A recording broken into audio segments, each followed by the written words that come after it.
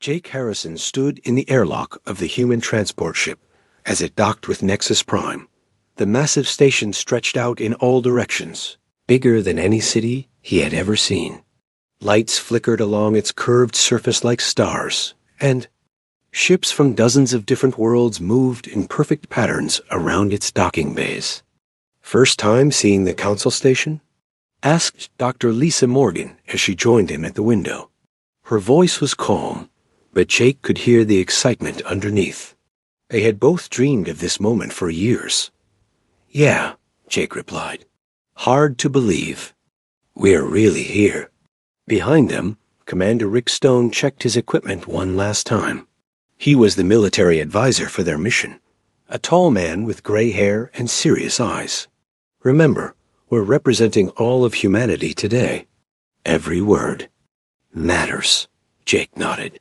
As the captain chosen to lead Earth's first diplomatic mission, he felt the weight of 4 billion people on his shoulders. The three of them had trained for 2 years for this day. Earth had been trying to contact the Galactic Council for decades, ever since they first detected alien signals from deep space. Now, finally, they had been invited to present their case for membership. The airlock opened with a soft hiss. A creature waited for them on the other side, unlike anything they had seen before. It looked like it was made of living crystal, with light flowing through its transparent body in patterns that seemed to dance. When it spoke, the voice came from speakers built into the walls. "Welcome to Nexus Prime. I am Guide Zirin of the Zephyrian people. I will escort you to the council chambers." They followed the crystal being through corridors that seemed to go on forever. The walls were covered with symbols and writings from countless worlds. Other aliens moved past them, some floating, some walking on more legs than seemed possible. Some that looked like clouds of gas held together by force fields. "There are 17 species on the council," Dr. Morgan whispered to Jake as they walked. "Each one has been part of galactic civilization for at least 1,000 years. "And they've been at peace all this time?" Jake asked. "That's what makes the council so powerful," Rick Stone added quietly. "They've figured out how to make different species work together." They entered an elevator that moved sideways as much as up, carrying them through the heart of the station. Through the transparent walls, Jake could see the inner workings of Nexus Prime. Massive computers processed information from across the galaxy. Energy flowed through conduits as thick as subway tunnels. Gardens grew in chambers where different atmospheric conditions were maintained for different species. "The council has created something amazing here," Lisa said, her eyes wide as she watched it all. The elevator stopped at the council chambers. The doors opened to reveal a room so large that Jake couldn't see the far wall. 17 platforms were arranged in a circle, each one designed for a different type of alien life. Some held creatures that stood on solid ground. Others were filled with water or different types of gas. In the center was a smaller platform where the humans would make their presentation. Guide Ziran led them to the center platform. "Wait here. The council will convene shortly." Jake looked around at the empty platforms. Soon, representatives from 17 different worlds would judge whether humanity was ready to join galactic civilization. The thought made his mouth dry. By one, the council members appeared. The Zephyrians materialized like crystalline statues that caught and reflected light in impossible ways. The Nephili flowed onto their platform like intelligent fog, constantly shifting and changing shape. The Cricks arrived in a group, insect-like creatures with 4 arms and compound eyes that seemed to look in all directions at once. Each species was stranger than the last. There were beings that looked like living plants, others that seemed to be made of pure energy, and some that Jake couldn't even figure out how to describe. All of them were ancient, advanced, and clearly far beyond anything humanity had achieved. A voice filled the chamber, coming from everywhere at once. "The Council of 17 recognizes the delegation from the world called Earth. You may present your case for membership." Jake stepped forward. His heart was beating fast. but his voice stayed steady. Honored council members, I am Captain Jake Harrison. With me are Dr. Lisa Morgan and Commander Rick Stone. We come representing the people of Earth, asking to join the galactic community. He activated the hologram projector they had brought. Images of Earth appeared in the air above them, showing cities, oceans, mountains, and millions of human faces looking up at the stars. Humanity has achieved much in a short time, Jake continued. We have split the atom, landed on our moon, and sent probes to the edge of our solar system. We have created art, music, and literature that expresses the hopes and dreams of our species. Dr. Morgan stepped forward when Jake nodded to her. Our scientists have made discoveries in mathematics, physics, and biology.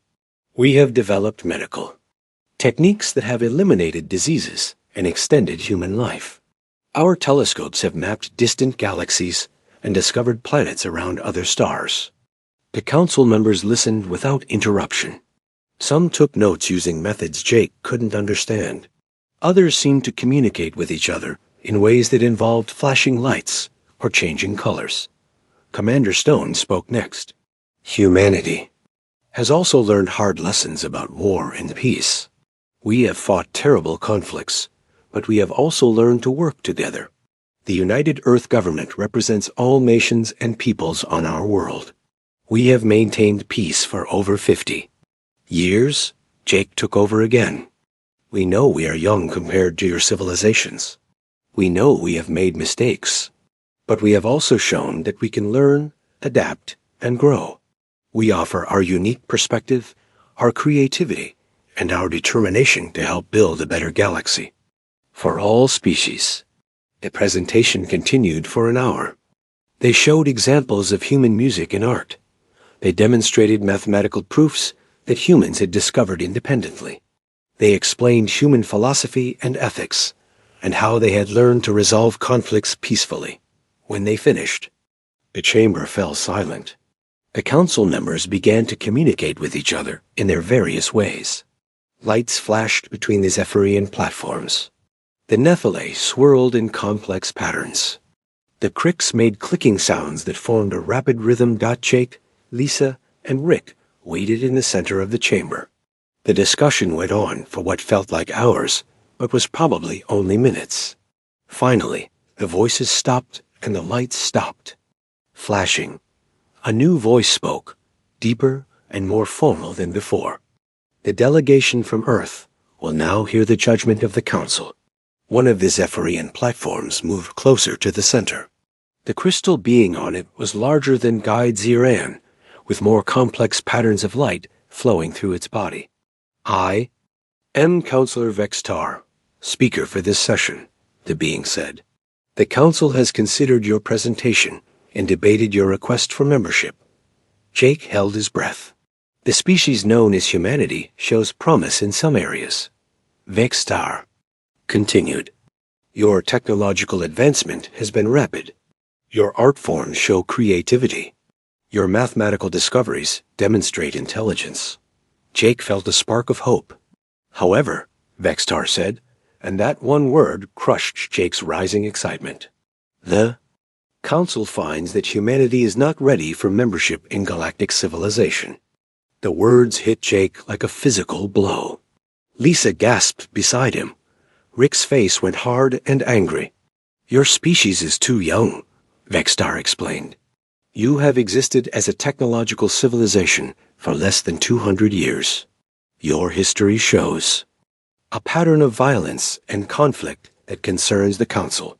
Your emotional responses are too unpredictable and primitive for the responsibilities of galactic citizenship. But we've shown that we can change, Jake protested. We've learned from our mistakes.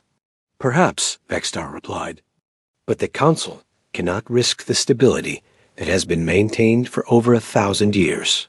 Humanity is classified as a developing species. You are restricted to your home system for the next 500 years. During this time, you may continue to develop and mature. When that time has passed, you may apply for membership again. The judgment was final. There would be no debate, no appeal, no second chance. The council had spoken with one voice, and that voice said humanity was not good enough. Jake felt anger and shame burning in his chest. They had come so far, worked so hard, hoped so much, and it had all been for nothing. The session is concluded, Vextar announced. Guide Xeron will escort you back to your ship. The crystal being appeared beside them again. Please follow me, it said, its voice apologetic but firm.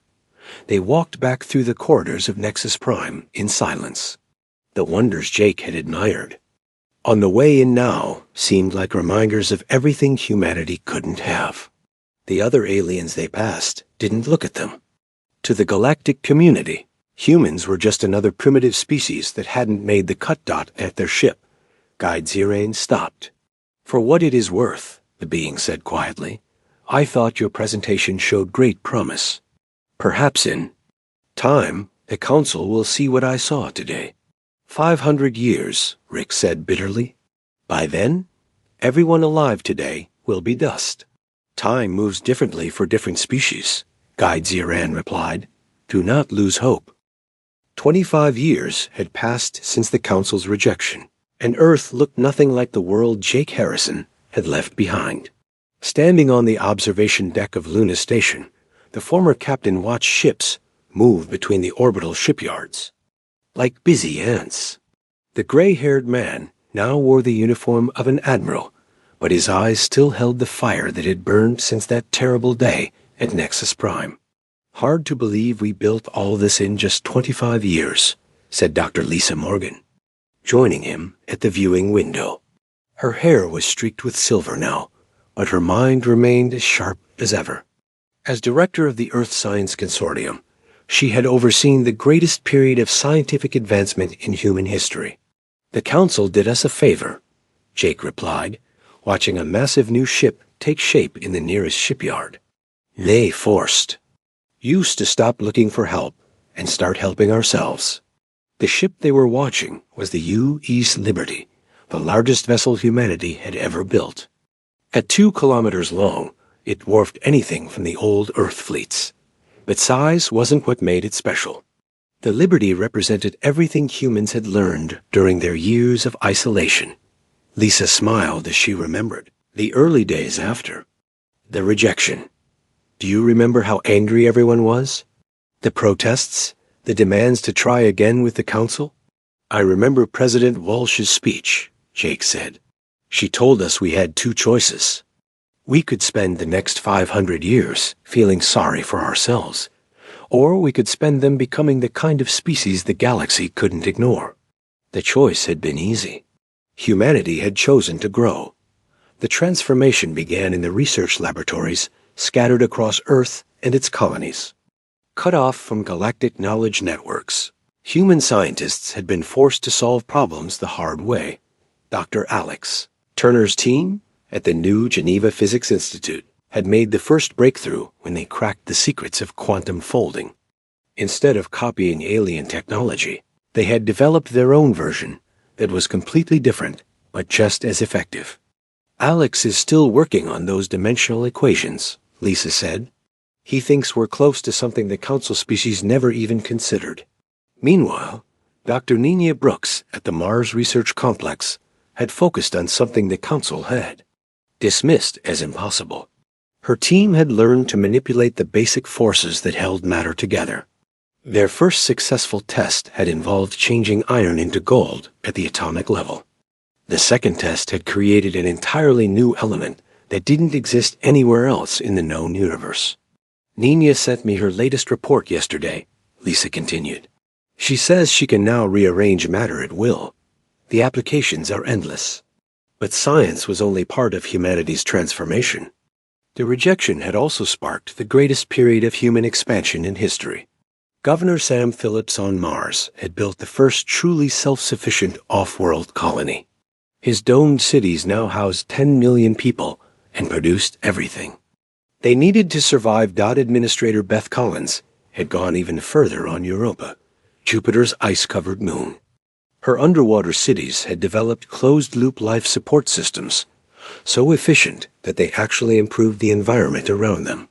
The techniques she pioneered were now being used to terraform Venus and establish outposts in the asteroid belt. Sam called this morning, Jake said. The Mars shipyards just finished their first deep space explorer. He wants to know how far we're allowed to go before we hit the Council's barriers. The barriers were invisible walls of energy that surrounded Earth's solar system. Any human ship that tried to cross them simply stopped working. It was the Council's way of keeping humanity locked up until they decided the species was ready. The barriers won't last forever, Lisa said confidently. Every prison has a key. We just have to find it. While scientists and colonists pushed the boundaries of human achievement, the military had undergone its own revolution. General Patricia Hayes had studied every piece of information they had about Council tactics and technology. Her conclusion was simple. Humans couldn't win by playing the same game as everyone else. Patricia's new training manual arrived yesterday, Jake said, pulling up a holographic display. She calls it adaptive warfare. The basic idea is that humans should never fight the same way twice. The manual was already being used at training centers across the solar system. Instead of learning fixed strategies, human soldiers learned to think on their feet and adapt to any situation. They studied history's greatest battles and learned why the unexpected move often defeated the superior force. Chief Engineer Roy Davis had taken the same approach to technology. Working from his laboratory on Titan, he had built long-range sensors that could monitor Council communications without being detected. The information they gathered painted a picture of a galaxy that had grown comfortable and predictable. Roy's latest intelligence report makes interesting reading, Lisa said. The Council species haven't had a real war in over 300 years. Their technology is advanced, but it's also standardized. Everyone uses the same basic principles. Which means they all have the same weaknesses, Jake concluded. The human approach was completely different. Instead of perfecting one type of technology, they developed dozens of different solutions to the same problems. Human ships used 3 different types of faster-than-light drives, depending on the situation. Human weapons could switch between energy beams, projectiles, and exotic matter disruptors at the press of a button. Chief designer Paul Carter had overseen the construction of the new Earth Defense Fleet. His ships looked nothing like the sleek, elegant vessels favored by Council. Species. Human ships were built like tools, designed to be modified and upgraded as needed. They were ugly but practical, simple but effective. Paul's proud of the Liberty, Jake said, looking back at the massive ship. He says it's the most flexible vessel ever built. It can serve as a warship, a science vessel, an exploration ship, or a colony transport, depending on what modules we install. The modular design was pure human thinking. Council species built ships for specific purposes and rarely changed them. Humans built ships that could become whatever they needed to be. But perhaps the most important change was in human culture itself. The rejection by the Council had hurt, but it had also united humanity in a way that nothing else could have.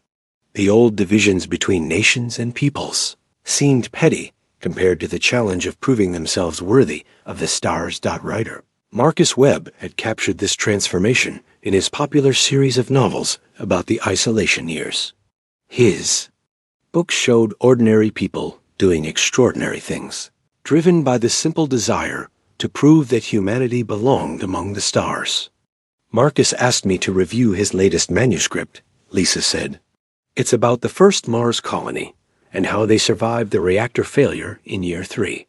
The Council would probably call it primitive emotional storytelling, but it shows something they don't understand about humans. What's that? We get stronger when things get harder. The observation was more accurate than Lisa realized. Every challenge during the isolation years had pushed humanity to new heights. When the asteroid mining operation at Ceres faced equipment failures, the miners invented new tools that worked better than the originals. When the Europa colony ran out of rare metals, they learned to synthesize what they needed from seawater. Pattern repeated itself across the solar system. Humans didn't just solve problems. They turned problems into opportunities. On the military side, Admiral Jake Harrison had worked with officers like Commander Danny Wright and Captain Carol Fisher to develop new tactics based on human strengths. They couldn't match Council technology, so they focused on speed, adaptability, and surprise. The war games last month were impressive, Jake said. Carol's squadron defeated a simulated Council fleet using nothing but misdirection and timing. What did she do? She made the enemy think she was attacking their strongest point, then hit their weakest one while they were repositioning to defend. Classic human strategy. Make them guess wrong. The success of these tactics was proven in countless simulations. Human commanders consistently defeated computer programs based on Council battle records. But simulations were one thing. Real combat would be another test entirely. As the two old friends stood watching the shipyards, neither of them knew that the test was coming sooner than they thought.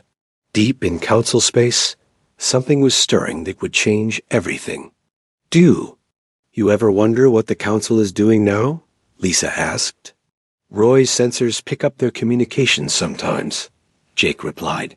From what we can tell, everything is peaceful. No wars, no major crises, no challenges to speak of. Sounds boring. That's what worries me. Peace is good, but comfort can be dangerous. It makes you soft. Jake's words were more prophetic than he knew. At that very moment, the first reports were reaching Council space about strange energy signatures at the galaxy's edge. Ships were going missing in areas that had been safe for centuries. But the Council was so used to peace that they dismissed these reports as isolated incidents. They had no idea that their greatest challenge was already on its way. Come on, Jake said, turning away from the window. Paul wants to give us a tour of the Liberty before her first test flight. I want to. See what 25 years of human engineering looks like from the inside. The first sign that something was wrong came from the edge of Council space, in a region so peaceful that most species had forgotten it existed. The mining colony on Kepler 442b had been sending regular reports for over 200 years. Every week, the same data arrived at the Council archives. Production numbers, weather reports, and routine maintenance schedules. Then, one Tuesday, the reports stopped. Administrator Veltar of the Zephyrian Mining Consortium waited 3 days before sending an investigation team. The delay would haunt him for the rest of his life, though he had no way of knowing that at the time. In Council space, problems were rare and usually solved themselves. Equipment failed, communications arrays needed repair, and colonial administrators sometimes forgot to file their reports. The investigation ship that arrived at Kepler 442b found something that defied explanation. The mining colony was gone. Not destroyed, not evacuated, simply gone. The planet showed no signs that anyone had ever lived there. The mining equipment, the residential domes, the landing pads, even the roads connecting different sections of the colony had vanished completely. Captain Morden of the investigation team filed a report that confused everyone who read it. The colony site appears to have been erased, he wrote. There are no blast craters, no debris, no signs of violence. The ground looks as if nothing was ever built there. The Council's response was predictable. A committee was formed to study the disappearance. Experts in colonial management were consulted. Theories were proposed and debated in lengthy sessions that accomplished nothing useful. The official conclusion was that some unknown natural phenomenon had occurred, possibly related to the planet's unique geology. 3 weeks later, the Zephyrian research station at Wolf 359 went silent. This time, the investigation team arrived faster. What they found was even more disturbing than the missing mining colony. The research station hadn't just disappeared. The asteroid it had been built on was gone too. In its place was an area of space that seemed to bend light in strange ways, as if reality itself had been twisted into an impossible shape Dr. Serenthi of the Nephili Science Council led the investigation this time. Her species existed as intelligent gas clouds, capable of sensing energy patterns that solid beings couldn't detect. What she found at Wolf 359 terrified her in ways she had never experienced. The space where the station existed shows signs of dimensional collapse, she reported to the Emergency Science Committee. Matter and energy in that region appear to have been displaced outside normal spacetime. I cannot explain how this is possible.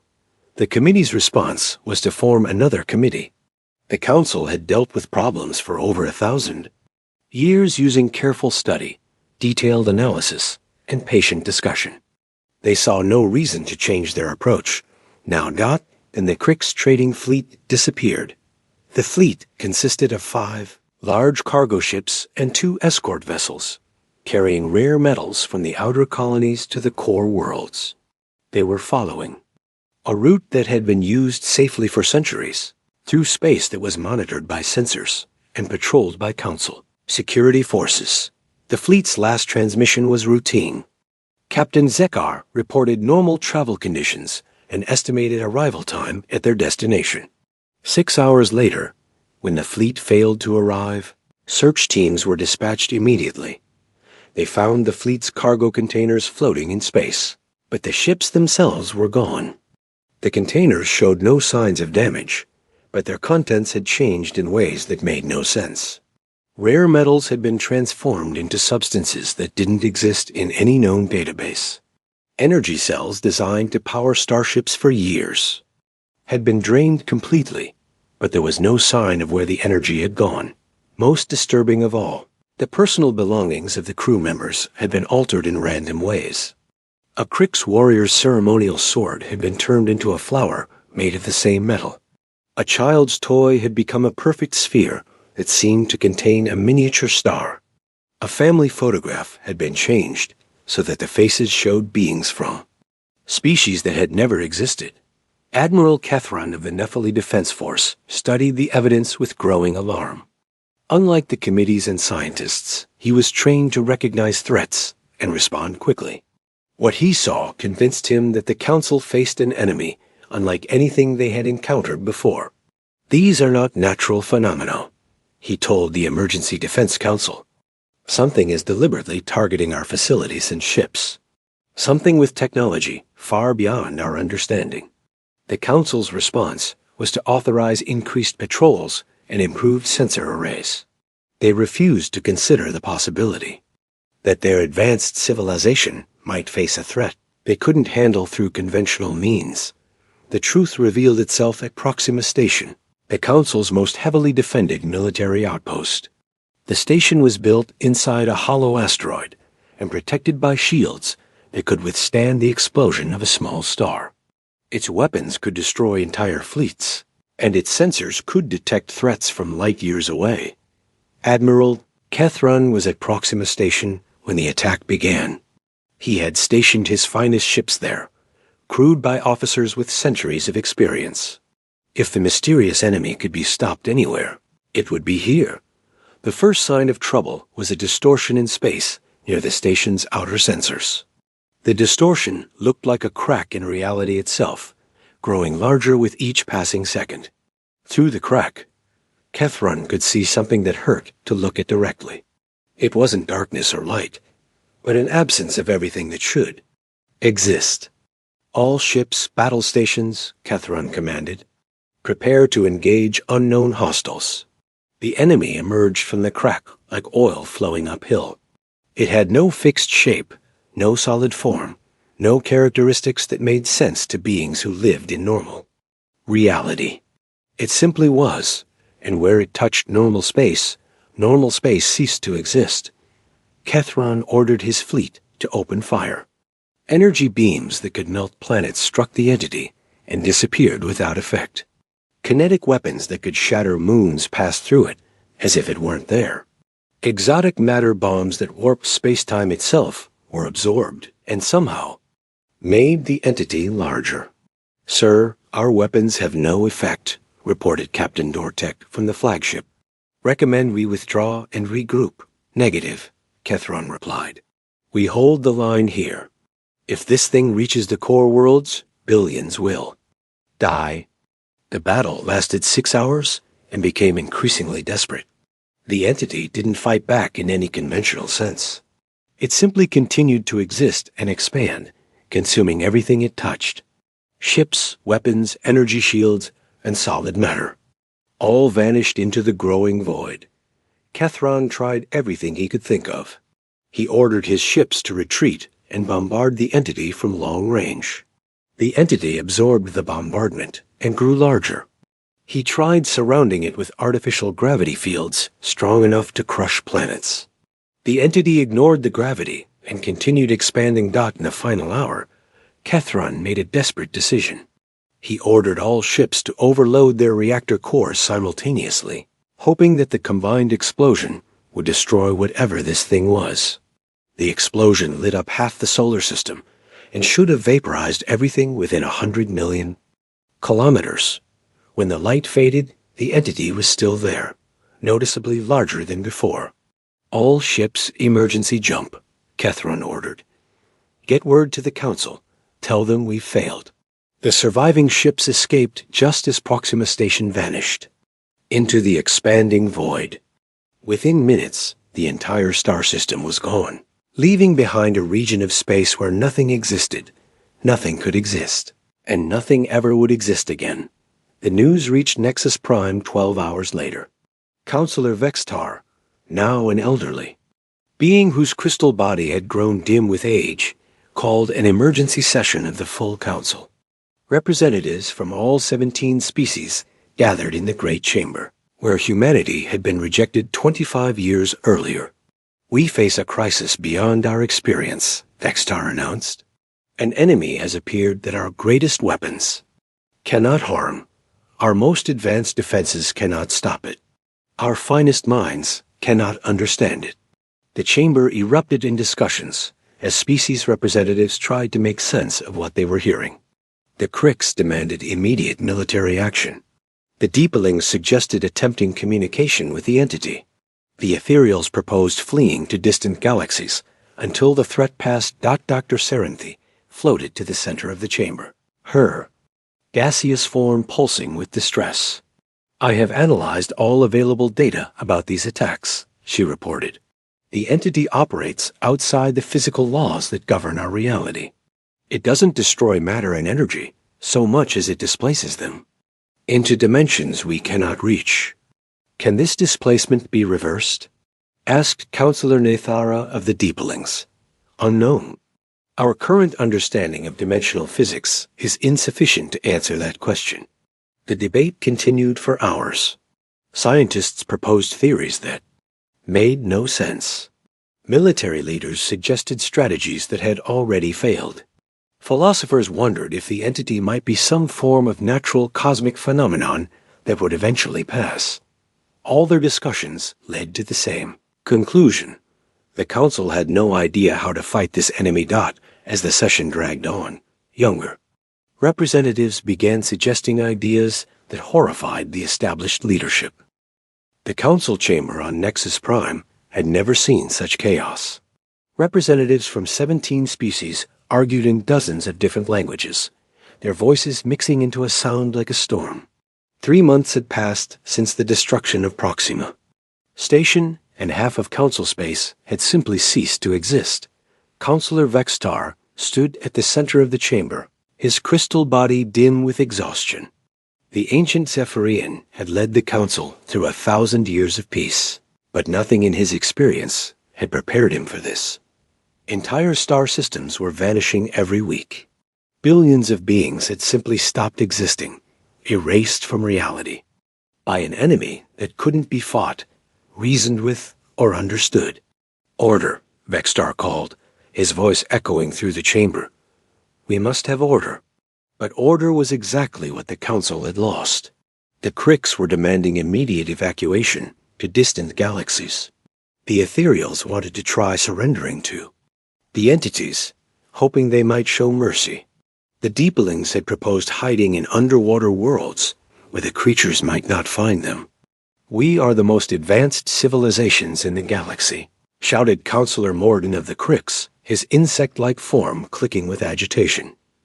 Our technology has conquered space and time. How can we be defeated by something we cannot even name? Doctor. Cerinthy floated near the chamber's center, her gaseous form swirling with distress. As the Council's lead scientist, she had spent months studying the entities. Her conclusions offered no comfort. Our traditional understanding of physics is useless here, she reported. These beings operate outside the laws that govern our reality. They don't destroy matter and energy. They displace it into dimensions we cannot reach or understand. Then we must learn to understand those dimensions, declared Counselor Nethara of the Deeplings. Send our greatest minds to study the problem. Our greatest minds are gone, Cerinthy replied sadly. The Research Academy on Kepler Prime was consumed last week. The Mathematical Institute at Wolf 1061 vanished 3 days ago. We are losing our best scientists faster than we can train new ones. The truth was worse than most council members realized. The entities seemed to target advanced civilizations specifically. They consumed research stations before mining colonies, universities before farms, and command centers before residential areas. It was as if they were deliberately weakening the Council's ability to fight back. Councillor Vextar had reached a conclusion that horrified him, but he could no longer ignore the evidence. The Council's greatest strength had become its greatest weakness. Their advanced technology, their unified approach to problem-solving, their reliance on established methods, all of it was useless against an enemy that didn't follow any rules they understood. Perhaps, Vextar said quietly, and the chamber fell silent at his tone. We need to consider options we have previously rejected. The silence stretched for long moments. Everyone knew what he meant, but no one wanted to say it aloud. Finally, Counselor Jektar, the young Crix generation, spoke the words that changed everything. You mean the species we denied membership? The ones we called too primitive to join galactic civilization? I mean any species that might offer a different perspective, Vextar replied carefully. The entities defeat us because we all think the same way. We all use the same technology, the same strategies, the same approaches to problems. Counselor Mordian's compound eyes flashed with anger. You suggest we crawl to lesser species for help? We who have maintained peace for 1,000 years should beg assistance from primitives. What is the alternative? Vextar asked. In 6 months, there may be no council left to maintain its dignity. The debate that followed was fierce and painful. Some species threatened to leave the council rather than ask for help from beings they considered inferior. Others pointed out that leaving was pointless since the entities would consume them. Whether they were council members or not, Dr. Cerinthy finally ended the argument with a simple observation. We have tried everything our combined knowledge can suggest. Every weapon, every defense, every scientific theory has failed. If we continue doing what we have always done, we will all cease to exist. The choice is simple: adapt or die. The vote was close. 9 species voted to seek outside help. 7 voted against. 1 abstained. For the first time in council history, they would officially ask for assistance from species they had previously rejected. The question now was which species to approach first. The council's databases contained information on hundreds of civilizations that had been denied membership over the centuries. Most had been judged too primitive, too aggressive, or too unpredictable for council standards. The humans suggested Counselor Nethara. They were denied membership only 25 years ago. Their technology should still be familiar enough for us to work with.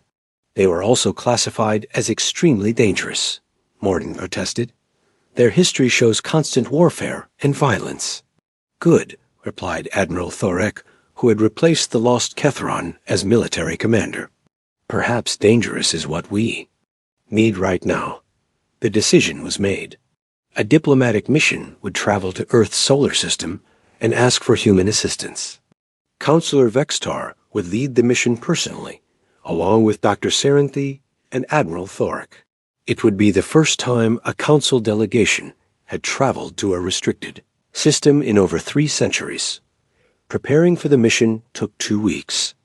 The council's finest remaining ship, the diplomatic vessel Harmony of Worlds, was equipped with the most advanced sensors and communication systems available. The delegation studied everything known about human culture, hoping to understand how to approach a species they had so thoroughly rejected. Meanwhile, 25 light-years away, humanity was well aware of the crisis in council space. Chief Engineer Roy Davis's long-range sensors had been monitoring the destruction for months. The data his teams collected painted a picture that both fascinated and terrified human scientists. The entities aren't just destroying things randomly, Dr. Alex Turner explained to Admiral Harrison during a briefing aboard the UES Liberty. They're systematically dismantling the infrastructure of advanced civilization. It's like they're erasing the galaxy's ability to resist them. Dr. Lisa Morgan, now gray-haired but still sharp, studied the sensor readings with intense interest. The displacement patterns suggest the consumed matter is being moved into parallel dimensions. If we could find a way to reverse the process ... we might be able to bring back everything that's been lost, Turner finished. But it would require technology the Council doesn't have. Do we have it? Admiral Harrison asked. Not yet, Morgan replied, but Dr. Nina Brooks thinks she's close to a breakthrough. Her work on dimensional physics has advanced far beyond anything the Council has achieved. The irony wasn't lost on any of them. Humanity's forced isolation had pushed them to develop exactly the kind of unconventional science needed to fight the entities. While the Council had perfected their existing knowledge, humans had been forced to think outside the boundaries of established science. President Corinne Walsh, now serving her 3rd term, had been following the crisis closely. When Admiral Harrison briefed her on the approaching Council delegation, her response was immediate and clear. We help them, she said simply. Not because we owe them anything, but because if those entities reach Earth, our isolation won't protect us. They rejected us, Harrison reminded her. Called us too dangerous and primitive. Maybe so, Walsh replied, but we're not them. We don't abandon people just because they've been cruel to us. When the Harmony of Worlds arrived at the edge of Earth's solar system, its crew was amazed by what they found. The sensor readings showed a level of technological activity that rivaled the core worlds of Council space. Massive orbital installations surrounded Earth and its colonies. Ships moved between the planets in numbers that suggested a thriving industrial civilization. This is impossible, Admiral Thorick said, studying the displays. 25 years ago, they barely had faster-than-light travel. Now they show signs of technology we don't recognize. Counselor Vextar felt a chill run through his crystal. Form. Had the Council made a terrible mistake? Had they dismissed a species that was actually more advanced than they realized? The human response to their arrival was swift and professional. Within hours, they received a transmission from Admiral Harrison aboard the UES Liberty. The massive human ship that approached them was larger than anything in the Council fleet and built with a design philosophy that emphasized function over beauty. Counselor Vextar, Harrison said when communications were established. It's been a long time. Admiral Harrison, Vextar replied, recognizing the human captain who had once stood in the Council chamber. I come to you under circumstances I never expected. I'm aware of the situation in Council space, Harrison said. Our sensors have been monitoring the destruction. You've lost half your territory in 3 months. The directness of the statement was typically human, Vextar realized. No diplomatic pleasantries, no careful circling around difficult topics. Just the truth, stated plainly. We have come to request your assistance, Vextar said, the words painful to speak. The Council faces an enemy we cannot defeat with conventional means. You want our help, Harrison said. It wasn't a question. Yes. The negotiations aboard the U.S. Liberty lasted 3 days and changed the course of galactic history. Admiral Harrison, President Walsh, and Dr. Morgan sat across from Counselor Vextar, Dr. Serenthi, and Admiral Thorick in the ship's main conference room. The walls displayed holographic images of the destruction spreading across council space, a constant reminder of what was at stake. "You want our help fighting these entities," President Walsh said, her voice calm but firm. "But first, we need to establish the terms." Counselor Vextar's crystal form flickered with what humans had learned to recognize as embarrassment. 25 years ago, he had stood in the council chamber and declared humanity unworthy of galactic civilization. Now he was begging for their help. "What terms do you propose?" he asked. "Full partnership," Admiral Harrison replied. "If humanity fights this war, we lead it. No more restrictions on our movement, no more barriers around our space, and no more treating us like children who need supervision." Admiral Thorick S. Feathers ruffled with indignation. "You ask us to surrender command of our own military forces to a species with no experience in galactic warfare. Your experience got half the galaxy consumed," Dr. Morgan pointed out gently, but firmly. "Maybe it's time to try inexperience." Dr. Serenthi floated forward, her gaseous form pulsing with urgency. "The entities continue to advance while we debate. Every hour of delay costs thousands of lives." "Which is exactly why we need to get this right," President Walsh said. "If we're going to save your people, we need the authority to do it our way." The debate continued for hours. The council delegation struggled with the idea of surrendering control to beings they had considered primitive. The human delegation refused to commit their people to a war where they would be treated as junior partners. Finally, Dr. Morgan presented the breakthrough that changed everything. She activated a holographic display showing her team's analysis of the entity attacks. "We've been studying the destruction patterns for months," she explained. "The entities aren't actually destroying matter and energy. They're displacing it into parallel dimensions. That means everything they've consumed still exists somewhere." Counselor Vextar leaned forward, his crystal body brightening with hope. "Are you saying the lost worlds can be recovered?" "We think so," Morgan replied. "But it will require technology that doesn't exist yet. Technology that combines human dimensional physics with council energy manipulation techniques." The implications were clear. Neither humanity nor the council could solve this problem alone. They needed each other not just to survive, but to reverse the damage already done. "Full partnership," Vextar said finally. "Humanity leads the military effort, with council forces providing support. In exchange, all barriers between our territories are permanently removed, and Earth receives immediate membership in an expanded galactic government." President Walsh nodded. "Agreed. Admiral Harrison will command all military operations. Dr. Morgan will lead the scientific effort to reverse the entity displacements. And we do this as equals, not as saviors and victims." The formal agreements were signed within hours. For the first time in galactic history, a species rejected by the Council was given command of its military forces. The news sent shockwaves through both civilizations, but there was no time for lengthy debates. The entities were advancing toward the galactic core, and every day of delay meant more lost worlds. Admiral Harrison wasted no time implementing his strategy.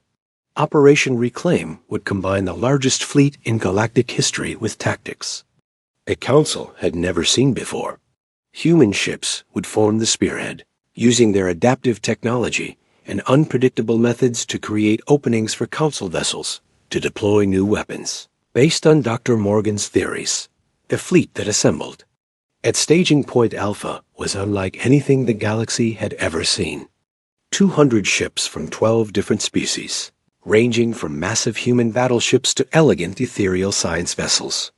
Each ship had been modified with new technology that combined human adaptability with alien expertise. Captain Steve Murphy commanded the UES Defiance, one of the new fast attack ships designed specifically for fighting the entities. His crew included humans, Crick's engineers, and Nephili navigators working together in ways that would have been impossible under the old council structure. All ships, this is Admiral Harrison, came the voice over the fleet communications. We're about to face an enemy that has defeated every conventional strategy tried against it. Today, we try something different. Today, we fight like humans. The first target was the entity manifestation near the Vega system, where a massive tier in reality had been growing for weeks. As the fleet approached, sensors detected energy patterns that made no sense according to established physics. Remember, Dr. Morgan's voice came over the science channels. These beings operate outside normal space-time. Don't try to fight them with conventional weapons. Use the reality anchors to lock local space into stable configurations. The battle began unlike any engagement in recorded history. Instead of forming orderly lines and exchanging fire at maximum range, the human ships scattered in seemingly random patterns. They darted in and out of weapons range, never staying in one place long enough for the entities to focus on them. Captain Murphy led his squadron in a maneuver that would have horrified traditional military commanders. The Defiance dove straight toward the reality tier, deployed its experimental reality anchor, and then spun away at impossible angles while the device activated. The anchor worked. For the first time since the crisis began, an entity manifestation was stopped in its tracks. The tier in space stabilized, then began to shrink as the displacement effect reversed itself. "It's working," reported Dr. Nina Brooks from her position aboard the science ship UES Discovery. "The reality anchor is forcing local space-time back into normal configuration. The displaced matter is beginning to return." Across the battle zone, human ships deployed more anchors while council vessels provided covering fire. The entities tried to adapt, sending tendrils of unreality toward the human ships. But the crews had trained for exactly this situation. They used speed misdirection and pure unpredictability to stay ahead of attacks that moved faster than light itself. The breakthrough came when Dr. Brooks realized how to reverse the displacement effect completely. Working with ethereal physicists and Crick's engineers, she modified the reality anchors to create restoration fields that could bring back entire star systems. "All ships, prepare for restoration sequence," she announced. "This is going to get interesting." The Master Restoration Array activated with a flash of light that could be seen across half the galaxy. Reality twisted, bent, and suddenly snapped back into its proper configuration. The Vega system, which had been consumed weeks earlier, reappeared, exactly as it had been before the attack. But the victory came with a price. The restoration process created massive space-time distortions that threatened to tear apart the fabric of reality itself. The human ships, with their adaptive technology, managed to ride the waves of distorted space. Many council vessels, designed for stable conditions, were damaged or destroyed. Captain Lisa Chun of the UES Redemption made the ultimate sacrifice when her ship's reality anchor overloaded. She stayed at her post to manually stabilize the device, saving the entire fleet but dying in the process. Her final transmission was simple: "Worth it. Get them all back." The restoration wave spread across the galaxy like ripples in a pond. One by one, consumed star systems began to reappear. The mining colony on Kepler 442b materialized exactly as it had been before the first attack. The research station at Wolf 359 resumed sending data as if nothing had happened. Even Proxima Station and Admiral Kethron's fleet returned, their crews unaware that they had been displaced from reality for months. Dr. Morgan's theory proved correct in ways that amazed even her. The entities hadn't destroyed anything. They had simply moved it all to parallel dimensions where it continued to exist unchanged. The restoration process brought it all back, along with valuable data about the nature of parallel reality. The final battle took place at the Entity's primary manifestation point near the galactic core. Admiral Harrison led the combined fleet in an assault that used every lesson learned from previous engagements. Human ships created chaos and confusion, while Council vessels deployed massive restoration arrays. The Entities fought back with distortions that defied description, but humanity's unpredictable tactics kept them off balance, long enough for the science teams to complete their work. When the last Entity manifestation was reversed, the galaxy fell silent. For the first time in months, no new reports of disappearances came in. The threat that had seemed unstoppable was gone, defeated not by superior firepower, but by the willingness to think differently.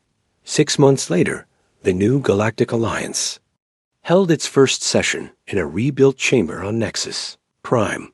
The old Council of 17 had become the Alliance of 23, with humanity and 5 other previously rejected species taking their places as full members. Admiral Harrison, now Fleet Admiral of the United Galactic Defense Force, stood where Counselor Vextar had once delivered humanity's rejection. But instead of speaking about unworthiness, he talked about the future they would build together.